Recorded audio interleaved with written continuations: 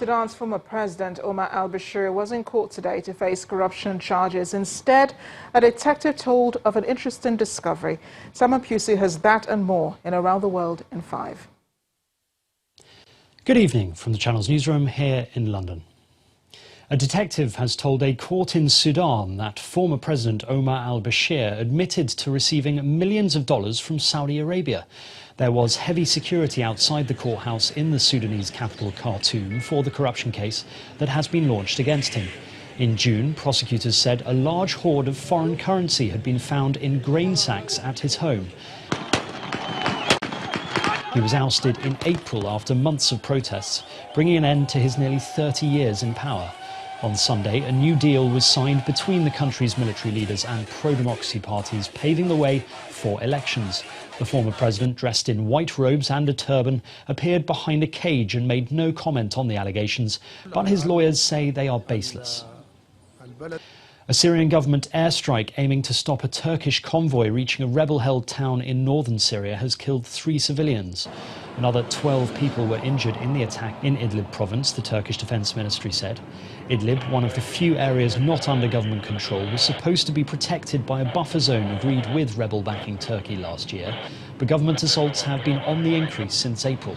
Hundreds of civilians have already been killed as a result, and there are fears many more will die if the situation continues to escalate.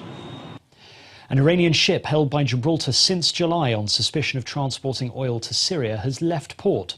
Marine tracking shows the tanker moving east into the Mediterranean and lists Kalamata in Greece as the destination. Gibraltar earlier rejected a request by the US to again seize the ship, which has changed its name from Grace 1 to Adrian Darya 1. The US made the last-minute request on Friday, a day after Gibraltar lifted its detention order.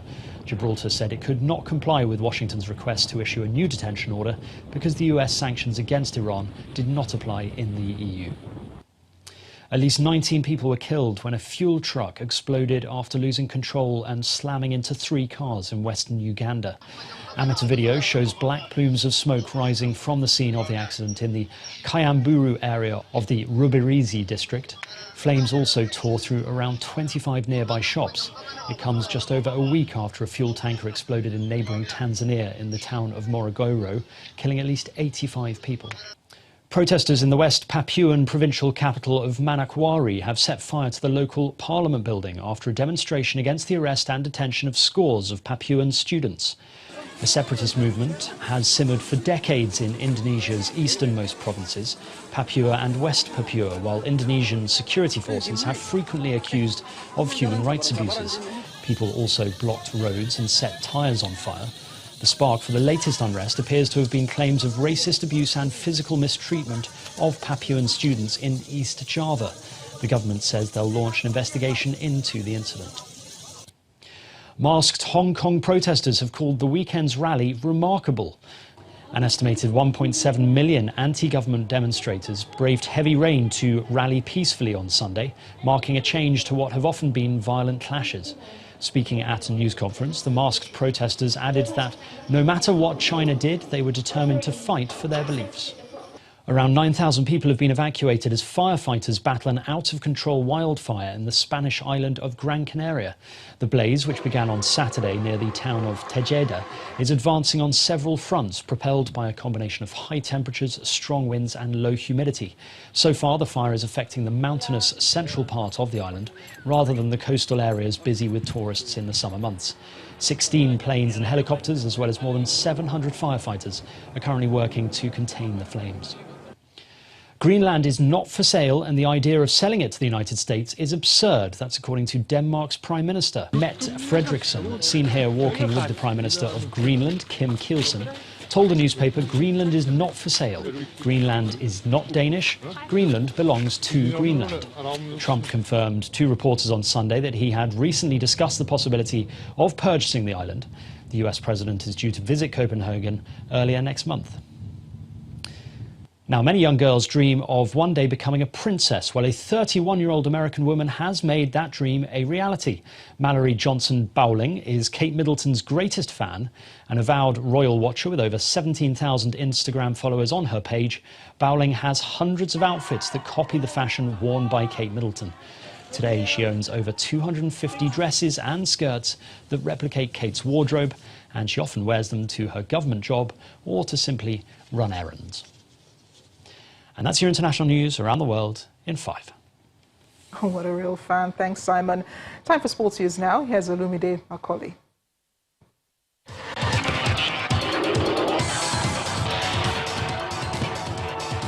Thank you, Amarachi. Hello and welcome to Sports News. Nigeria's senior national basketball team have returned home to a hero's welcome after winning the FIBA Women's Afro-Basket in Dakar, Senegal. The Tigers won their second straight title against Senegal 60-55 points in a tightly contested final on Sunday night at the 15,000-seater Dakar Arena.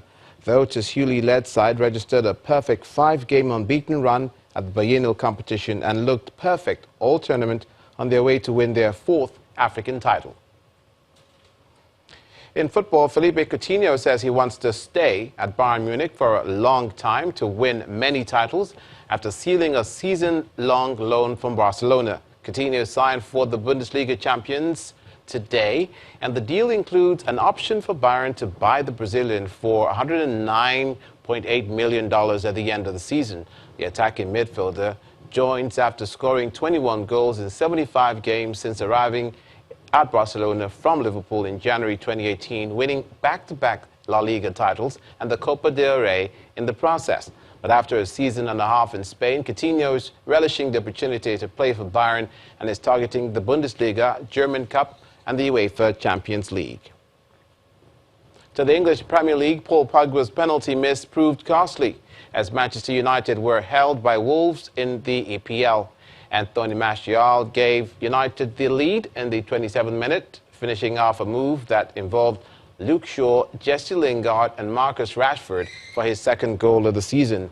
Ruben Neves equalized for the Wolves on 55 minutes after picking up possession from a short corner and curling a magnificent finish over David De Gea. Pogba had the chance to restore United's lead from the penalty spot, but his effort was superbly saved by Patricio and the match ended 1-0. And that's it on Sports News. Amarachi, back to you.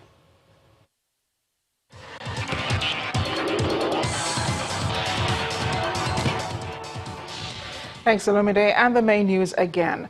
President Muhammadu Buhari today challenged the ministers designate to embrace teamwork to achieve his administration's goals, among which is the plan to lift 100 million Nigerians out of poverty in 10 years. The president said this while declaring open a 2-day retreat for the incoming cabinet members at the Presidential Villa Abuja, warning that urgent action must be taken in order to tackle the challenge of the country's rising population. And that's the news at 10 tonight. Thanks for watching. I am Amarachi Ubani. Good night.